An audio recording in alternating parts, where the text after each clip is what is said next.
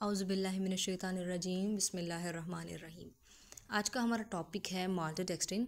लेकिन हम लोग यहाँ पे माल्टोडेक्स्ट्रिन को न्यूट्रिशनल पॉइंट ऑफ व्यू से देखेंगे कि ये हमारी हेल्थ पे इसके क्या इफ़ेक्ट्स हैं और ये हमारी हेल्थ के लिए कैसा है। वैसे लास्ट वीडियो में हम लोगों ने माल्टोडेक्स्ट्रिन को डिस्कस किया था कि नॉर्मली ये किस लिए यूज़ होता है और इंडस्ट्री में इसका क्या यूज़ है, लेकिन अब हम इसको न्यूट्रिशनल पॉइंट ऑफ व्यू से देखेंगे।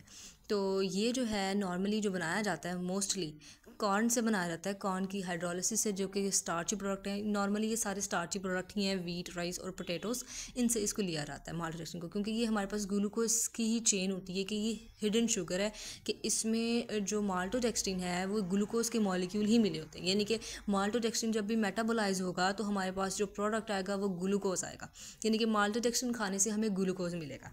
ठीक होगा। तो माल्टोडेक्स्ट्रिन जो है वो हमारे पास एक ग्लूकोज वाला प्रोडक्ट है कि हमें इससे ग्लूकोज मिलेगा, लेकिन ये स्वीट इन टेस्ट नहीं होता। यही वजह है कि इसको हिडन शुगर में शुमार किया जाता है और वर्स्ट शुगर कहा जाता है। इसका जो ग्लाइसीमिक इंडेक्स है ना वो बहुत ज़्यादा है, 105 से लेके 136 तक।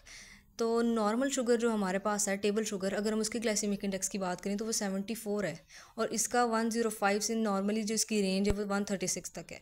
तो इसका मतलब ये है कि इससे हमें बहुत ज़्यादा ग्लूकोज मॉलिक्यूल्स मिलेंगे और रैपिड स्पाइक जो है ग्लूकोज लेवल का हमारे ब्लड में आएगा।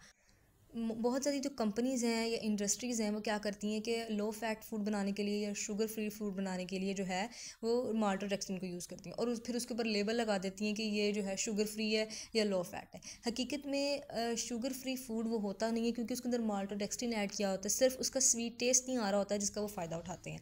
और जब मुख्तलिफ़ किस्म के फूड थिकनर्स यूज़ किए जाते हैं उसमें भी आपके पास माल्टोडेक्स्ट्रिन ही है जिसने आगे जाके आपकी बॉडी में मेटाबोलाइज होना है और आपको ग्लूकोज के मॉलिक्यूल्स देने हैं, और वो इतने ग्लूकोज के मॉलिक्यूल्स आपकी बॉडी को चाहिए नहीं। ठीक, क्योंकि ग्लूकोज एक कार्ब की कैटेगरी में आते हैं और आपकी बॉडी में किसी किस्म का कोई इसेंशियल कार्ब नहीं है या इसेंशियल ग्लूकोज नहीं है। जैसे अगर हम लिपिड्स और प्रोटीन की कैटेगरी में देखें कि इसेंशियल फैटी एसिड्स आ रहे हैं और इसेंशियल इमिनो एसिड्स आ रहे हैं, तो ग्लूकोज और कार्बोहाइड्रेट की कैटेगरी में कोई चीज़ इसेंशियल नहीं आ रही, तो आपकी बॉडी के लिए ये वादू की चीज़ें हैं जो कि फ़ैट बन रही होती हैं। इसीलिए ये आपकी हेल्थ पे एक बुरा इफेक्ट जो है वो क्रिएट करती हैं। आपकी बॉडी पे जो बर्डन आता है, आपकी बॉडी स्ट्रेस में जाती है। ठीक है। इसकी हिडन शुगर्स हैं क्योंकि इसका स्वीट टेस्ट नहीं आता। ये सारी ब्रेड, पास्ता, सीरियल्स, ये क्रैकर्स वगैरह हैं, इन सब को हम हिडन शुगर्स में कंसिडर करते हैं क्योंकि इनका स्वीट टेस्ट नहीं होता, लेकिन एंड प्रोडक्ट इसका ग्लूकोज ही निकलना होता है। ठीक हो गया। और जो कि एक्सेस ग्लूकोज आपकी बॉडी को आपकी एनर्जी के लिए यूटिलाइज नहीं होता और वो फैट के तौर पे आपकी बॉडी में डिपॉजिट होना स्टार्ट हो जाता है। ये जो है आपकी डाइजेस्टिव हेल्थ को काफ़ी इफ़ेक्ट करता है। जो आपकी बॉडी में आपके गट के अंदर जो गुड बैक्टीरिया होते हैं उनकी एक्टिविटीज़ को सप्रेस करता है, उनको डिस्ट्रॉय करता है।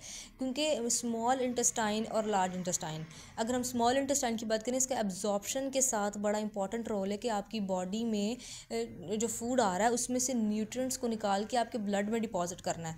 ठीक है, ताकि वहाँ जाके मुख्तलिफ सेल्स के पास जाके इस्तेमाल हो सके। जब आपका वहाँ से एब्जॉर्प्शन का मैकेनिज्म ही ख़राब हो जाएगा तो आपकी बॉडी न्यूट्रिएंट्स जो हैं उनको यूटिलाइज ही नहीं कर पाएगी, और वो न्यूट्रिशन कहाँ से लेगी। तो ये जो माल्टोडेक्स्ट्रिन है ना, इसका हमारी डाइजेस्टिव हेल्थ का स्टेटस कम करने में बहुत इंपॉर्टेंट रोल है। ये हमारे गट की एक्टिविटी को ख़राब करती है और हमारे जो गुड बैक्टीरिया होते हैं उनकी एक्टिविटीज़ को सप्रेस करती है। ठीक हो गया। तो आज के लिए इतना ही। अल्लाह हाफिज़।